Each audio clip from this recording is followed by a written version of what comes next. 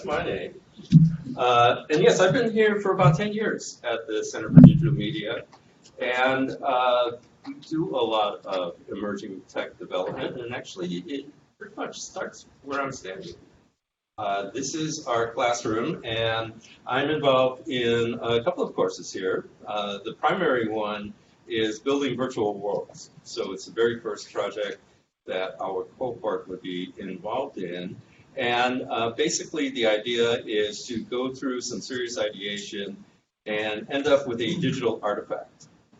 So first myth that we usually deal with is we're going to decide on the platform first, which usually, and I just saw a nod from one of our former students, may or may not work by locking into things like that. So here's an example of something we did with Mercedes-Benz. This is from the Mercedes-Benz fuel cell division out in Burnaby. They build these precise fuel cells for hydrogen cars. And for Canada's big birthday celebration, there was going to be a German pavilion in Ottawa. So Mercedes came to us for what we call an industry project. In an industry project around here, you'd probably get 5 or 6 students for approximately 12 weeks to come up with a digital solution for you. So Mercedes walks in and says, we're going to be part of this pavilion, and we want to attract people more than Siemens and the other German manufacturers in the pavilion. We want to be the centerpiece. So we want people involved interactively, immediately, and we're going to do it with a giant touch table. And they can all play with these cars. As you can see, we've got a Mercedes hydrogen car up there, and you'll be able to drive around Canada.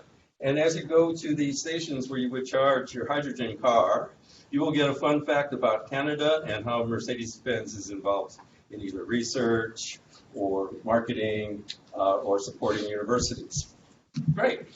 So team starts going through ideas on how that interaction could happen. The only problem is we have no tech. Zero. We find out that the touch table will arrive at the end of week 11 of the project. And the idea is 7 people have to interact on this touch screen at any given time. So how do we work our way around this and find joy in this project? It gets developed on a Surface, Microsoft Surface. And we got one person to interact with it, and then made 7 movies, combined those, projected down onto a ping pong table, and the students acted out exactly what that interaction would be. Combined that in Unity and crossed fingers and loaded it up onto the touch table when it arrived. Never left the shipping pallet in our hangar because as soon as we tested it and saw that it would actually work for 7 people, it was shipped to Ottawa. So tech wasn't exactly leading the solution there. So for us, we kind of go in with no fear because we know that basically the content definitely needs to lead the tech. If it wasn't going to work on a touch table, we were going to have to go to some other touch screens or what have you. But somehow we were going to provide content that would have the audience interact with Mercedes-Benz. Here was another one. Some of you may be familiar with the Vancouver Maritime Museum and the fact that there's a big A-frame structure that is built around the St. Rock. We were invited to mount a series of screens in the windows of the wheelhouse on the St. Rock so that people could imagine traveling through the Arctic. It was great. We just had this big meeting and everything. Except that I'm standing next to a plaque that says this is a heritage structure, or vehicle, if you will. So I'm wondering, how are we going to be mounting screens on windows and computers and everything on this heritage structure? Team starts thinking about it. They start coming up with a plan. And in the meantime, one gentleman that's standing up in the purple shirt did some dumpster diving around here, found some plywood, mounted up some screens, and they did a replica of the wheelhouse. That turned into basically a museum installation rather than actually messing with the heritage vehicle. What you see in the other photo is that particular replica that can break down because it's no longer in the museum. In this instance, it's at the boat show. So the museum could actually make a traveling exhibit out of something that was supposed to be mounted, permanently mounted in the museum. So once again, the solution kind of pushed the tech on that. It also created a hybrid, which is something that we look at quite a bit.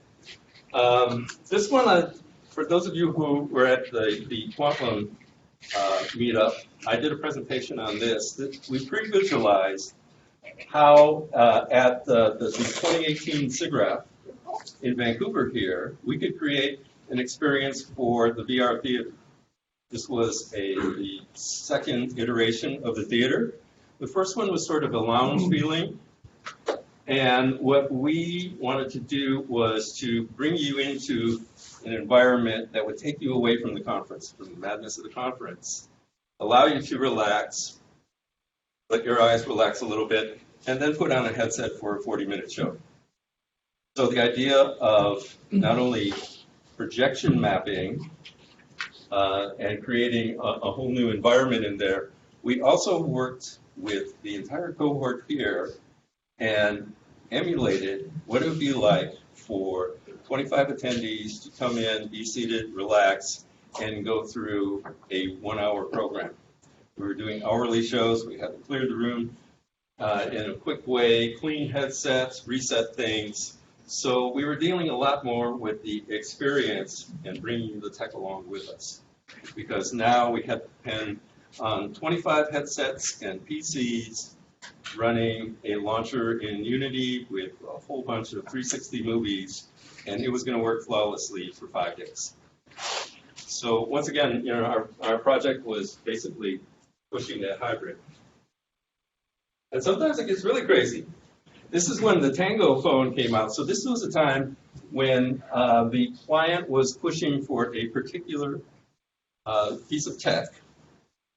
And we literally had to go down to the States and buy a Tango phone. It wasn't even available in Canada yet. And the reason why these folks are running along on this speed rail here is because that was simulating the path you would be on inside a water slide that was in Edmonton, in the Edmonton Mall. You'd be wearing a headset with a Tango phone and actually be experiencing this environment rather than looking at the tube in the water. So this one had a lot of problem solving to do because we had to anticipate where all the curves were in the slide and all that. You couldn't add markers or lights into the tube. So there was a lot of testing as to how a piece of technology would be able to anticipate things. But really, the Tango was sort of in its beta stage as well. So we weren't sure about reliability, and we actually had to compensate for all sorts of lags. So for someone that came in sharing that it was going to be really exciting that we were using the Tango phone, this was one of the more hellish projects, which for me was the opposite of what we were trying to accomplish with the other projects. Last but not least, here's another one that I presented last summer. Boz was on the team here. We met with an archaeologist, Professor Kevin Fisher from UBC, and he has a site in Cyprus. So he presented us with a LiDAR scan and some pictures of essentially some rocks sitting out in Cyprus. And the team was going to have to first work with the conjecture of what that space looked like in the Bronze Age. But we also had to be able to provide tools for the archaeologists. And this was the nice twist to this project. So rather than just doing the architectural fly-through, which you expect most of the time in VR, we were looking for some teaching tools there. How would you know that something was speculative? How would you know that something was actually fairly reasonable that it would have existed there, as well as providing an opportunity to click on different artifacts in there, have a pop-up window that would either present you with a white paper or a video that you could save to a file that you would get when you left the experience. So this was a new way of looking at it, is rather than it just being the great experience of walking through a place, you were actually doing research at the same time and coming away with your own playlist for research. So let me play this and give you an idea of what that looked like.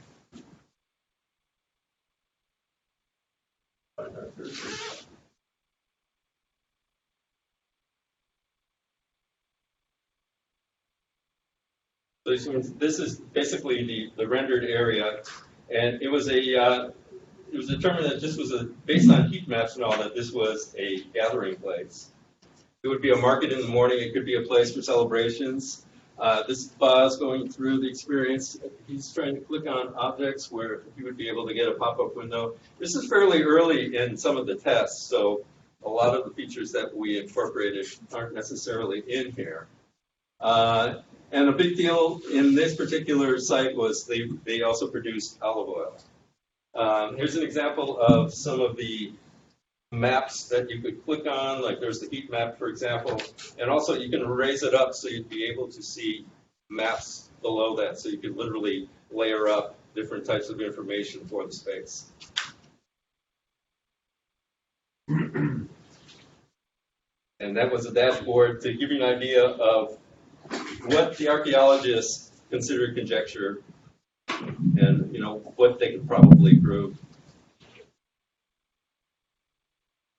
And that's how we were using tech in a different way and actually looking for something VR where a lot of it these days is really entertainment based, and we were really looking as to how can we start pushing it towards more of a tool set. So that's what we've been up to around here at CDM. Thanks.